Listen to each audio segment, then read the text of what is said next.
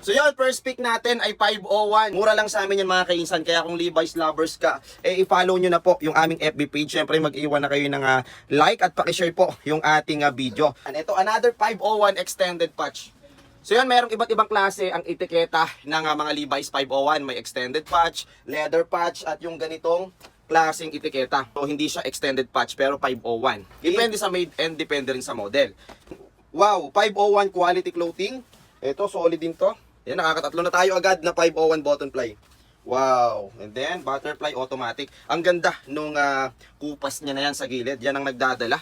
Okay, pagka ganyan ng Levi's mo, alam na alam nila agad na 501 yung suot mo. Marami nang lumabas ngayon ng mga model ng 501. Merong 501S, 501 City, para hindi ka na magpa-alter. Kasi si 501S ay 501 skinny na yon, 501T, 501 taper, 501 City, customize and taper. So napaka sobrang dami ng 501 ngayon.